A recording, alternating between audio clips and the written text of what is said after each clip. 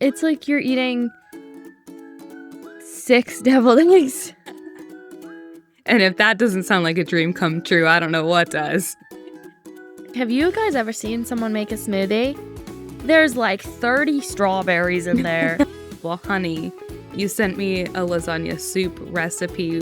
What do you mean it's soupier than you expected? We asked what you wanted to hear from us, and you told us you want to know what we eat in a day. So that's exactly what we're providing. A simple, maybe boring, up to you to decide what we eat in a day. How to simplify your grocery shopping, how to make your life easier, reduce decision fatigue, and just have a more peaceful life. If you've ever wondered what people eat in a day when they're on a health journey, this is the episode for you. We're happy you're here. Let's get into it. Definitely going to be interesting updating the pod. I mean, I'm going to be honest. I use ChatGPT to organize a lot of my thoughts and guide a lot of our conversations. And 2 days ago, I decided to break up with ChatGPT. So we're going to be winging a lot of things and forcing myself to actually think. No one be concerned, I am still using ChatGPT. Which gives me faith because if all else fails. Because if need be, I'll whip her out. But I have not broken up with her. And we have different viewpoints on that. But yeah, I have not broken up with her. I still love her. She's not trying to She's be my your girl. neighbor at the moment. That's my problem. No, exactly. She's trying Exactly to encroach that. on my freedom. But I've really been weighing out and seeing how reliant I have been on it. I'm like, wow, this feels like it's not going in a good direction with how much I'm relying on it. And like at times I can even feel like imposter syndrome creeping up of like, if I'm going to ChatGPT all the time for almost everything, like, what do I actually even know? And obviously that's not great to have as you're like coaching your clients and like actively trying to get new clients. So I'm like, I felt like a bit of an imposter when it came to like even my expertise because I wasn't like forcing myself to come up with these answers or search for them in like the materials and everything that I've already learned and have access to. So that was another deciding factor for me. I get that. But I think at the same time, ChatGPT can be really great because then it's also like, what do you not know? You have all this knowledge at your fingertips if you need it. You just have to know what you're looking for. I think that's where your expertise comes into play. Mm-hmm. And I've even found like, obviously when you Google things now, like a suggested AI generated response is always what pops up first. So it's not like it's completely out of my life. Obviously we use a lot of AI stuff with podcast. You know, we have to store things remotely, cloud storage, like all of that stuff obviously uses these data centers and whatnot. But I know obviously ChatGPT is very up and coming and growing very quickly and is part of the reason that we need all of this extra industrial land and whatnot to build these data centers. So I'm like, you know what? If I can eliminate something that I'm already seeing is not going in a good direction in my head, that's just all around better for me. I'm not saying no one else can use it. I'm not saying I'm completely not using anything related to AI because I know that there are still things here and there, but that's an intentional that doesn't need to be a necessity. Yes. Well, the way I see it with my ChatGPT is the questions I used to ask my ChatGPT, I used to ask TikTok. And before I asked TikTok them, I used to ask Google. And like certain things, I used to ask Pinterest or like some like with recipes, things like that. So like I was just asking other platforms, but now it's almost like the platforms are just getting my answer to me faster, which to me is very convenient, but I'm not gonna find the answer within my own head.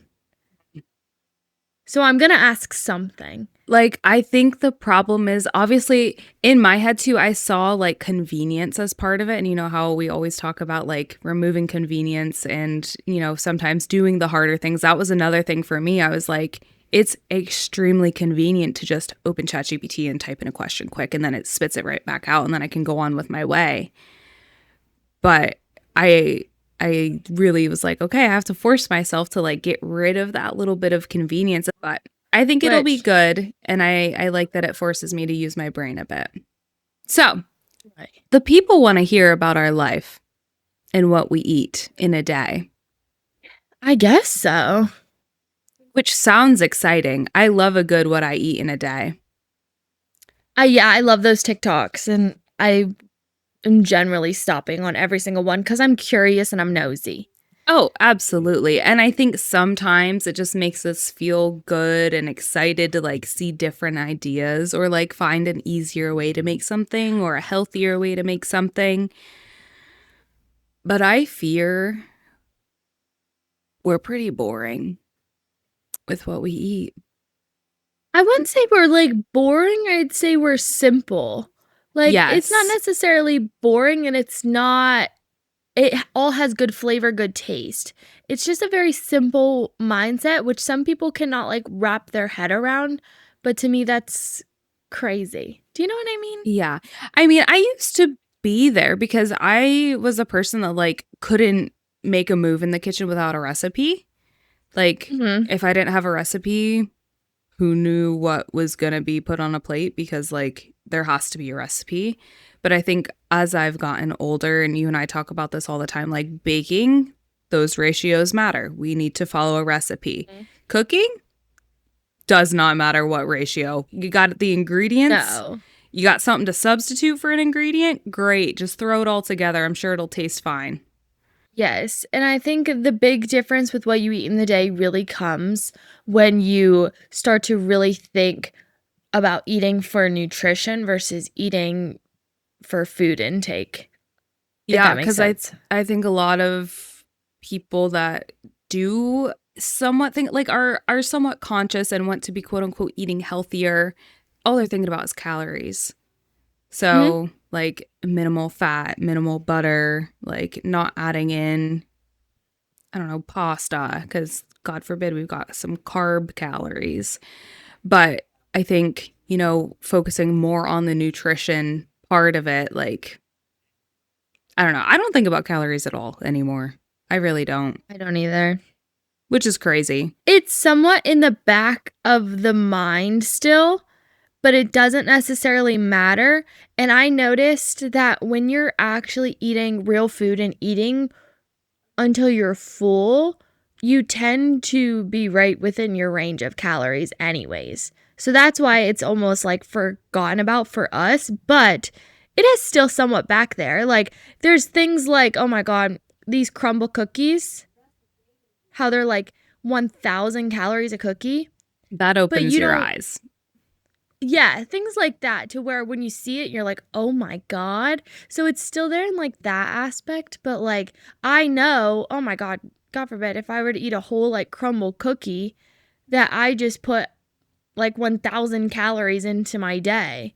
You know what I'm saying? So like in that in Yeah. that logic, it's still there, but not like a day to day, I'm counting calories. It sounds like more of like an out of the norm kind of treat aspect. It's more of a cognizant, like, let's do this in moderation. Like, I know it tastes good, but like, let's be real here. I just think that's criminal to put 1,000 calories in a cookie, but That's like, crazy. And like, what is it? Just all butter? well, I've heard them be called within the health community. I think actually Alex from Culture Apothecary, which we love Hi, that Alex. podcast. We love it, love it, love it. She calls them cancer cookies because of Well, all the yeah. junk that's in them. Yeah. Mm-hmm. But yeah, I love that. Um, and interestingly enough, I can't really find like ingredients of crumble cookie. Maybe I'm just like super like not They might not looking put in it the proper out. places. What they might not put it out so people don't make it, but like I think it's also like a lot of bad things. But spoiler alert, crumble cookie is not in me and Kaylin's daily life. No. Sometimes regular cookies are in my daily life, I will say. But I have a specific ways of making them, so. I would say throughout the months of December, sometimes end of November, December, and January, cookies are definitely a part of my daily intake. Absolutely. You just need to know proper recipes to be making these things. And you guys let us know if you want us to create like a separate platform. Maybe it's like a subscription platform of some sort where we put some recipes and things like that in there in order to help you guys at home. It's so funny. Like I'll make recipes. I shouldn't say make recipes. I'll make dinner and I'll be like, that was pretty simple. I should share this with my clients. And then I'll like write out everything that I did. And then as I'm writing out, or, like typing out everything that I did, I'm like, I measured nothing. Yeah, if we're going to give you recipes, we have to start measuring things, but I think that could be a really fun idea. So let us know if you're interested in that. I think it would be even more helpful to not measure things and force everyone to get a little uncomfortable and just like in the flow with just throwing things together because we're overthinking things. We're overcomplicating it.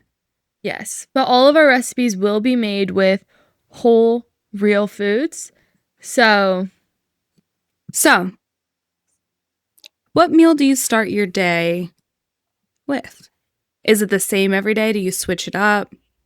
mine's kind of the same every day, and we kind of went over it in our morning routines, but I'll go over it again in a small amount because I have switched stuff up just a smidge.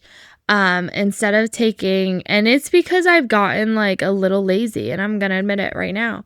Instead of taking my olive oil lemon juice shot, I just put my olive oil and lemon juice into my bone broth now. Hey, I But don't think it's lazy. I think it's making it efficient, simplifying the process. well, let me tell the pod what I started to do because I think this has been an absolute game changer for me. Is I have started prepping my morning drinks on like Sunday. So I've prepped Monday through Friday in mason jars that I just put in my fridge. That way they're already ready and I just have to pop them in the microwave or on top of the stove. But I pre-make my bone broth. So in my bone broth, I do 1 cup of organic bone broth and I do some black seed oil. I do apple cider vinegar. I do olive oil, lemon juice, turmeric, cayenne pepper, and black pepper, and a little bit of mineral salt for hydration. If you want to know why I do all those specific things, I went over all of that in our morning routine. So go ahead and listen to that. And then my other morning drink is a matcha. That was episode 5, just for reference. Episode 5, just for reference. Then my other morning drink is a matcha. And that I just do a cup of milk, matcha powder, cinnamon, a little bit of mineral salt in that as well, and then maple syrup. So 10 jars, 5 bone broths, 5 matchas, just stick them in the fridge. That way then you're just ready in the morning and you don't have to put all that together. That's what I've started to do. But again, I go over all of that in episode 5, why I specifically put each thing in there and what that does. I think it's smart. And obviously, like, I know the reason why you started prepping them like that, but I'm sure that saves you so much time during the week too. So much time. So much time. And it's never a confusion as to do I do it the night before or do I do it the morning of? Like, when will I have the most time? It's just, I do it all on Sunday, pour it all at the same time, mix them all at the same time, throw them in the fridge. You have to feel like some type of like mixologist as you're like, Oh my gosh. Well, the pod doesn't know this, but I've said multiple times I'm not a meal prepper. I've actually had to be forced into start meal prepping because some life circumstances has changed. And now we are having to eat some meals while traveling, which is completely okay, but you just have to be prepared for it. And I'm starting to come around to the fact of meal prepping, and I'm also learning it doesn't take that long. No. I always hated it because I thought it took so long and really cut into your Sunday. I think you can do like, if you do basic things, which we're talking about that today, if you eat simple and eat basic things, it's actually extremely easy because so many things can be mixed and matched. Yep. But that'll make more sense a little bit later. I was thinking the same thing when you said like meal prepping's really not that crazy. Well, yeah, not when you're making one or two things at a time versus trying to make 5 different new recipes for lunch and 5 new recipes for dinners. Like, yeah, I'm overwhelmed thinking about that. That sounds awful. But Yeah. similar to you, I eat the same thing every single day for breakfast. We've talked about our differences. You drink your breakfast, I eat my breakfast, and I've had the same breakfast. I know when we recorded our morning routines, I think I ate slightly differently. I was still breastfeeding a lot more back when we made that video. So I can't remember exactly like what my breakfast was then, but at some point in time, I was having 5 whole eggs for breakfast with oats, with fruit, with spinach. I think that was all I had on it. But yeah, 5 whole eggs a day. Now I am not breastfeeding at all, but my breakfast still looks the same every single day. It's a little bit of spinach. It's not like a crazy amount. It's probably like a handful. 2 eggs, and then a half cup of oats with chia and flax seeds, and then whatever fruit I have. And that's my breakfast every single day. I put ketchup on my eggs because I like ketchup on my eggs. It might be controversial, but I am a ketchup on the eggs kind of girl. And if you haven't left us a review yet, leave us a review and let us know if you're team ketchup on eggs or not. That would be kind of fun to see. I am not, if anyone is curious, and I am very passionate about it. What is it about the combo you don't like? Because I think the combo is everything. It is a fire combo. It's despicable, in my opinion. But you're also not like a like ketchup girly. I'm like really not a ketchup girl. It's not really my go-to. I'm such a mustard person, and I do put mustard on my hard-boiled eggs. I can get with that though. That's great. Mustard on the hard-boiled eggs I did enjoy. It's giving deviled egg. Yes. Absolutely. Yes, and I love a deviled egg. And I think you can't go wrong with either yellow or Dijon. I'm a Dijon gal, but I'll settle for the yellow if need be. Mm-hmm. Like, it's great either way. I think a lot of people that aren't ketchup people, actually, no, I take that back because you like vinegar.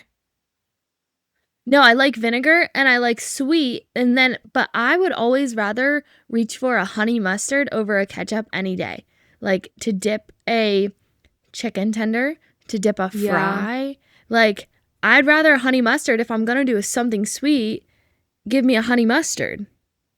If that makes sense. Fair. I'm just not I wouldn't eat honey mustard person. on my eggs. But exactly, like, well, you shouldn't eat ketchup on your eggs. Do you see where I'm passionate? I see, but I don't understand. You eat ketchup on your home fries, not on your eggs. If it gets a little bit on your eggs, it's okay. You can do hot sauce on your eggs if you like it to look a little red.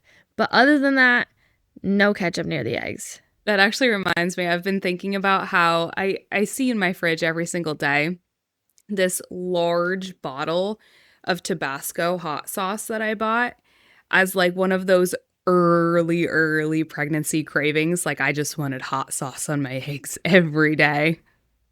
And that lasted for like a couple weeks. Good. And now I just have this huge, like, I haven't touched it. I couldn't tell you how long ago. But now there's just this Yeah. huge bottle that I used until the craving went away, and now we're just left with a Tabasco graveyard in my fridge. I love hot sauce. Hot sauce does not last in my house at Should give all. it to you. We haven't had ketchup in like a year. There's something wrong with that. No, there's not. Why do you need ketchup? I'm just such a ketchup hater.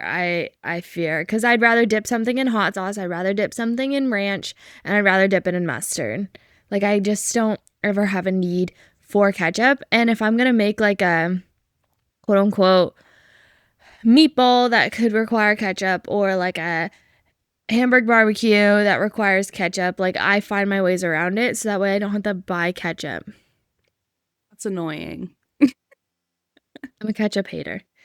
I was gonna kind of jump to lunch next, but I feel like typically when I do dinner right, my lunch is already made. So would it be Is it diabolical just to a hop to leftover? dinner before we hop to lunch?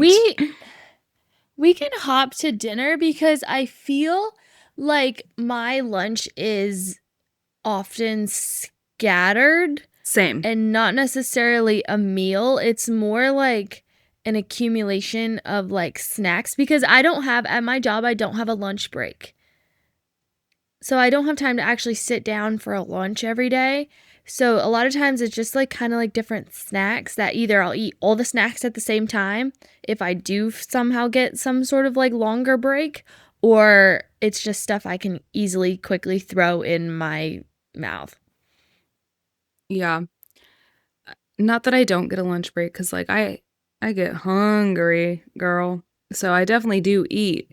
But it's typically like our lunch is leftover dinner. Or I've just like bulk cooked something over the weekend. Now, since I kind of do now a clear meal prep for the week, I'll just kind of tell you what all we meal prep on Sundays and like how we kind of put that together as meals. So we will meal prep 2 pounds of beef and 2 cans of beans, and we'll cook those together in one pan. And then we hard boil like a dozen eggs. And then sometimes on Sundays, we'll do some sort of chicken in the crock pot to make pulled chicken. So I'm using my crock pot, a pan, and a pot to make like all my dinners for the week, which is nice. And then I use my oven to make up sweet potatoes. Now, sweet potatoes are one of my favorite things to just put with literally any meal as a side. And you get them all baked at the start of the week. That way you just have to throw them in the microwave or heat them up in the oven really quick. And you don't have to wait the whole like hour and a half that they actually take to make. I was going to ask, do you still do yours like whole when you kind of do like a baked sweet potato? Yeah, and then you can do whatever with it. You can scoop out the insides and do like more of a mashed potato.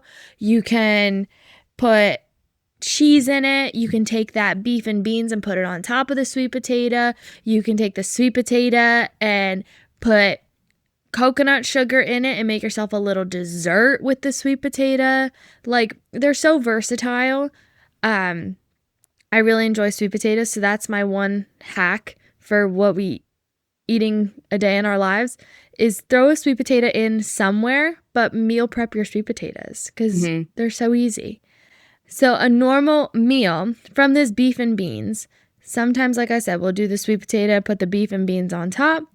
We'll take the beef and beans and put some cheese on top. That's another thing. We grate like 3 blocks of cheese on Sundays and put it in a big container. So that way that's just done. And then you clean the grater afterwards and you don't have to just keep getting the grater out. It's annoying. We'll take the beef and beans, sometimes put cheese on top and do a sweet potato on the side. We'll take the beef and beans and sometimes make burrito bowls with like salsa and cheese and lettuce. So having those key staples meal prepped at the beginning of the week is very important. And sometimes we just do hard-boiled eggs for dinner. And I know that might be a little like controversial and crazy, But you take 3 hard-boiled eggs and cut them in half, put some like mustard on top of them. It's like you're eating 6 deviled eggs. And if that doesn't sound like a dream come true, I don't know what does. It's the best. Have a sweet potato on the side. Deviled eggs and sweet potatoes for dinner. It's so good. But we're thinking nutrition. So with my sweet potato, I'm thinking I'm getting my fiber. With my eggs, I'm getting a mix of protein and fats. And then if I put like cheese in my sweet potato, I'm getting more fat. So like I'm building my plate with the knowledge of nutrition rather than this makes sense, because sometimes it doesn't make sense. And it doesn't matter because you're full. Right. The feeling's gone, you're satiated. So it didn't necessarily need to make sense. I think one thing to bring attention to is that we are always focusing on having a dinner despite what the day looked like, despite even like yesterday, you weren't feeling well. You didn't really have a lunch. You weren't really hungry for dinner, but you still made sure that you had a dinner, because what does that stop? It stops your cravings. It stops you mindlessly snacking, even if you aren't hungry, because I know a lot of people, they're trying to eat healthy or they're restricting throughout the day, and then they tear apart their pantry at night or their fridge at night or their freezer at night. And I think the biggest thing, if that is something you struggle with, focus on having a balanced meal with your protein, your fat, and your fiber. And you're probably going to notice that you're not mindlessly eating all night long. Can I tell you what I had for dinner last night? Your birthday cookie. Yes. So we're filming this on a Thursday, and the Tuesday before this Thursday was my birthday. And I was so sick that night that I made up birthday cookies to have on my birthday, and I was so excited for them, and I was so sick that I didn't want them. So I didn't have them, obviously. And then last night I was still very sick. So I had half a sweet potato because they're prepped. I had my half a sweet potato with a little bit of cheese to add a little bit of protein and fats in there. And then the rest of my dinner was my birthday cookie. And it was good. Protein, fat, fiber, and fun. Yes. Yes, very, very good. Very excited to have them on my birthday, but it just didn't work out in my favor. So I had them the next day, and it's all okay. Yes. I want to talk a little bit about like the kind of chaotic lunches too, because I feel like I've got this queued up and post that I'm gonna make on Instagram. So by the time you're listening to this, I've probably already posted it because it is on my list of next posts for the week. But making something out of nothing when you feel like you have nothing in the fridge to have a meal, but like what you can throw together to make a meal, keeping in mind like the protein, fat, fiber kind of baseline. Mm-hmm. Like I literally made a plate of lunch. It was cottage cheese that I had mixed in some whipped feta that I had left over from a dinner, and I won't get into it, but it was like kind of not great anymore. It was like biting me back, but mixed in some cottage cheese. I know. I like licked off the spoon and went, maybe I don't want to eat that, but it was fine. Like it didn't smell weird. It just kind of like tasted like it was going bad. Anyway, mixed in some cottage cheese because, I mean, the whipped feta itself, like that was delicious with the feta, but then a little bit of extra protein with cottage cheese. I think I also had some either Asiago or Parmesan cheese as well for a little bit more protein. And then I had an apple and some carrots that I had dipped in the cottage cheese feta mixture. And I think that was my lunch. It works. It works. There's fiber from the apple, the carrots, fats from the cottage cheese, protein, you know. Before we jumped on the podcast, Kaylin watched me devour my lunch. A butt of sourdough. It was a butt of sourdough that I put butter on. And my new like hyperfixation snack, or like something to add to like a meal if it can be added So you can't just add it because you want to add it, which fine. But my new like hyperfixation snack is toast with butter, lots of butter because I love butter, and like sprinkled cheese on top. Not like shaky cheese, like cheese that you grated on top of that. And oh my God, So it's almost like a it's so cheesy good. garlic bread without the garlic. Yes. Yes. And the cheese isn't melted. Oh, okay. Just cold cheese. Yeah. Cold cheese. Cold cheese on cheese. top of hot butter. It's so good. But I obviously, when I have to like bring stuff to work, I don't bring that because I don't have a toaster. So that's more of my hyperfixation feel good snack, I guess. I don't know how to describe it because it's not like it's like sinful or anything. It's just And today we called it so lunch. good. And today we called it lunch. And then also with lunch, I had 2 kiwis with the skin on for the fiber, But not the butts. but not the butts. And that's I find myself a lot of times for lunch packing like 2 kiwis and like 2 like cubes of cheese. Because that's a really good, because that's very high in fiber. The cheese kind of balances out your blood sugar spike, so you're not spiking your blood sugar with the fruit, and then you're also getting that high in fats, and then you get some protein with that. If you want to be crazy, you add like a hard-boiled egg in there with it, and like that's a good balanced lunch and or snack. I always still do love some sort of like protein shake. It's just so super quick and easy just to throw it back and go on about your day. But with that being said, specific protein powders, we've talked about this a bunch. I use Ballerina Farms creamy chocolate protein powder just mixed in with 100% grass-fed milk. So be very specific about that. Don't jump on the Fairlife train. Even though those are quick and easy, it takes me 5 seconds to mix up my protein shake. Another thing is too, if you need a quick and easy lunch, let's never forget the gorgeous beauty of a smoothie. Yeah. And what all you can put into a smoothie and make that lunch. I think like smoothies and yogurt bowls are extremely filling, and you can almost quote unquote hide so many great things for you in there that then you can mask with like flavors that you do like as well. I always recommend, like, I feel like smoothies are very slept on. Like, I recommend smoothies all the time, whether you're sick or you're just on the go or whatever it is. Like, I feel like a smoothie can fill in a lot of gaps. And sometimes I get people that kind of like tilt their head at me like, what should I add in there?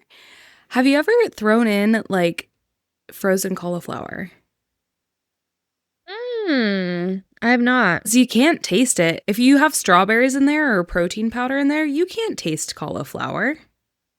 But it's in there and you're getting the nutrients from it, but you just don't taste it. Absolutely. Absolutely. And I think where people go wrong is they think smoothies are like a drink, and they're not. I mean, if you make them juice, like I could understand that, like too liquidy, could feel like a drink. Yeah, but juice is a drink. We're going back to my issues here. Definitions, To me, the black water's and white. a drink. Water is a drink. Smoothies and like before we got on here, we were talking about this brownie batter iced latte at one of the local coffee shops. We got that on my birthday, and it was so good. I'm dreaming But about to me, it. that's That's a drink. not a drink. That's a drink It's to not. me. Because I don't want to. It's a heavy drink. Yes. To where I don't want to have that and like a bagel. Do you get what I'm saying? To where it almost has that filling sensation a little bit. Yeah. So like that's what a smoothie is to me. To where like a smoothie could be a meal. Well, yeah, I do agree that a smoothie could be a meal, A but s I don't feel like a latte is a meal. No, but, like, it's more of a satiating snack. Yeah. Calorie-wise, sometimes those lattes could lean a little closer to meals. And But sometimes that's why we like ma and pa shops that don't talk about the nutrition of their lattes. exactly. 'Cause you do it 'cause you just enjoy life sometimes, you know? But I think where people get misconstrued is, like, these smoothies sometimes are pushing, like, 350, 400 calories because of all the stuff you're putting in there, and, like, that's more so A meal. yeah, that's not a drink, Mm-mm. which everyone forgets that drinks can be loaded with calories and sugar and all that kinda stuff. That was the one thing when I started, like, retroactively looking at the things that I would typically eat after I had my eyes opened to calories and nutrition facts of typical things. Like, when I tell you, when I was in college, I think I had a medium grande caramel frap from Starbucks every single day with whip and syrup on top every single day on top of a Yeah. lunch. Like, crazy. And in high school, I was getting a culotta almost every day after college classes in the morning when I was in dual enrollment. Like, girlfriend, we were just straight surviving off of sugar. Yeah, and I think that's where, like, I drink a lot of drinks in the morning, and sometimes, like, that takes me into lunch if I just throw back, like, a protein shake, like or takes me into mid-afternoon if I just throw back a protein shake for lunch, um, but to me, they're satiating. I'm not hungry after them. I don't feel as if I need to put a solid food into my stomach because you gotta like, my drinks in the morning probably are the same calorically as your breakfast. Mhm. Because I have, like, a cup of milk in there, I have maple syrup in there, I have 2 different types of oils, Mhm. like, you know what I mean? Yeah. And I have protein in there, so, like, those drinks come out to the same calorie-wise. I think we need to, like, remember that some drinks are snacks and some drinks are meals, and we have to stop thinking them as just drinks, Yes. Like, you know? a tropical smoothie, that is like a meal. Obviously, we don't have, like, tropical smoothies around where we live, but you're out and about, you're traveling, you're like, "Oh, I'm at the beach, I'm gonna be healthy, I'm gonna have a smoothie after lunch." You just had 2 lunches, whether you realize it or not. Absolutely, and, like, have you guys ever seen someone make a smoothie? There's, like, 30 strawberries in there and, like, 2 bananas. 2 bananas, and then there's a scoop of Greek A yogurt, a half cup scoop of of peanut protein butter. powder. Yeah, like, we have to we have to look at all that as it's going in the blender and realize it's just all got condensed down It's still into a the smoothie. same in the glass or the cup that you get handed to you. Yeah. So, like, if you would eat all of that on a plate You'd be and so say, "This is full. lunch," then it's lunch. Let's It's not break it like down because here. I think let's think about it. I say that a lot, and I think that's something I do take into my daily eating mindset is look at how much you're actually eating. Look at your plate. If you look at your plate and you think, "Now that's supposed to fit inside here." And for all the audio listeners, I'd like That's her point into my stomach. stomach. Yeah. If you're like, "Huh, I'm not sure how that's supposed to fit in there. Your stomach lets it, and eat until you're full or 80% full, of course, like the blue zones. Um, but just keep that in mind, because I used to be such a, like a large pizza. I would still sometimes eat 3 or 4 pieces. And now sometimes they'd be like pieces like as big as like my head. And now I look at them and think, 4 of those really shouldn't fit inside my stomach. They will. Because you know what it does? It does the same thing as the smoothie does. Where you throw all that in there and it compacts into one smoothie. That's kind of what your stomach does.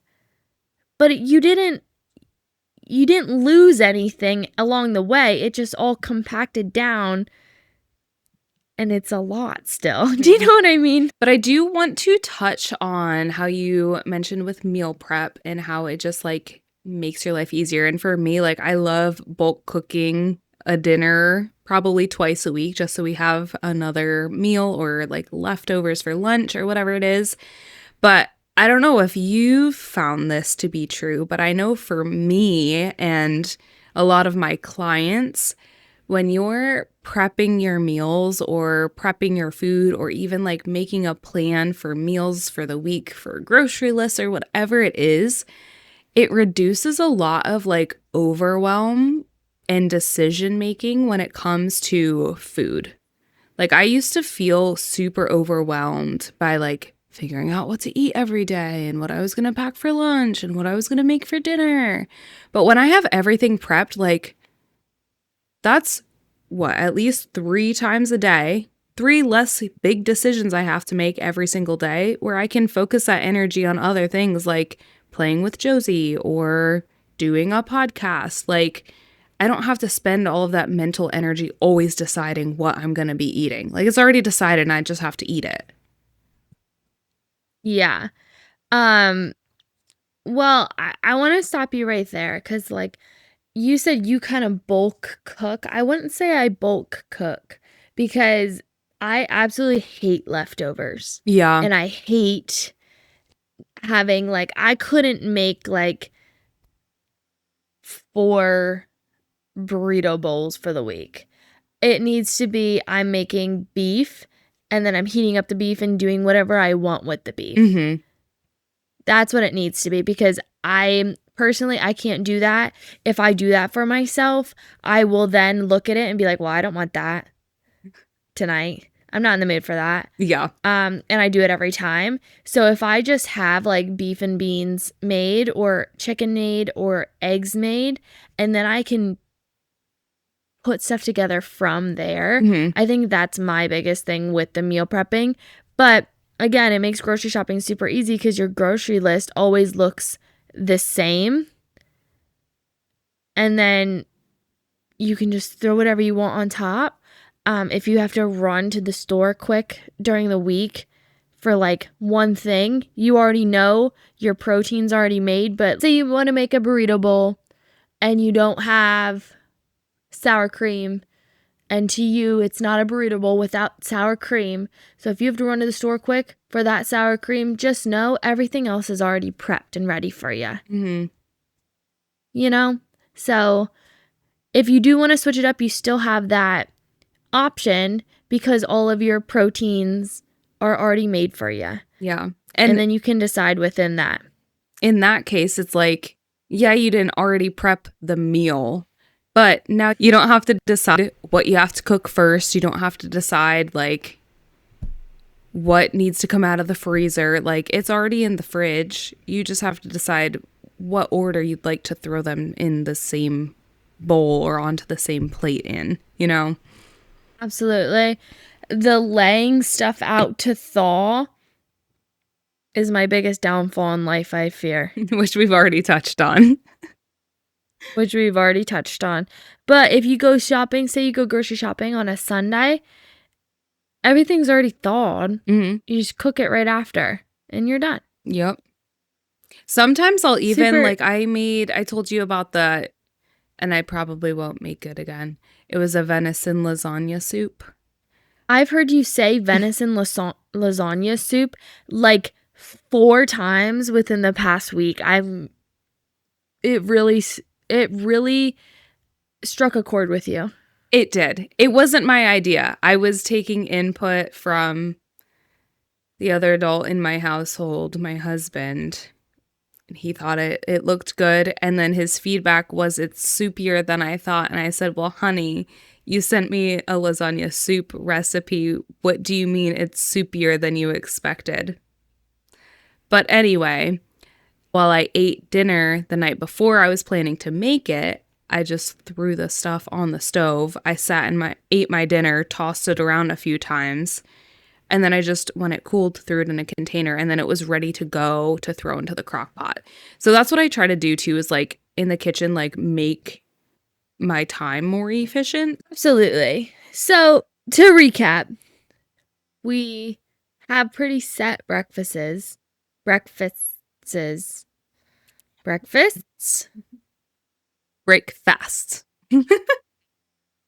We have pretty set breakfasts.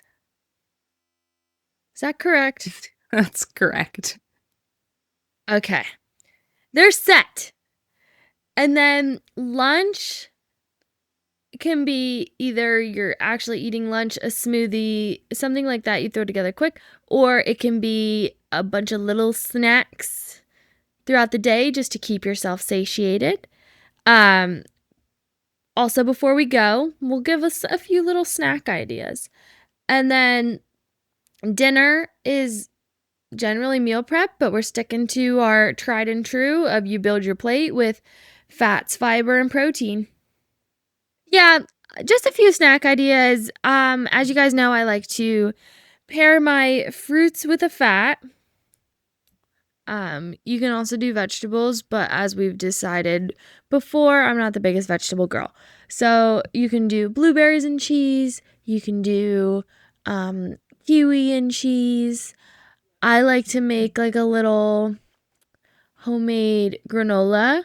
You can do a fruit and peanut, or fruit and any kind of nut, honestly, if you would like.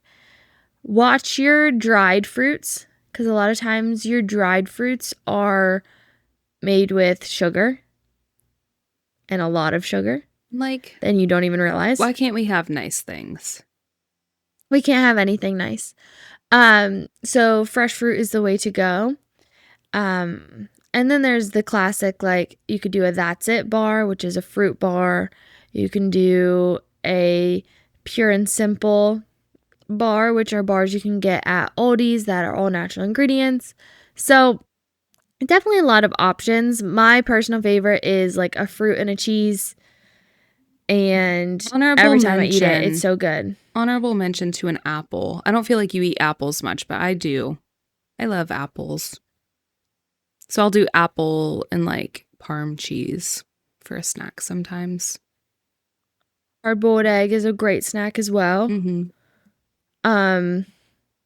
Half of a sweet potato is a great little snack or lunch. Sometimes I think about, and I haven't made it in a while, I'm not sure why.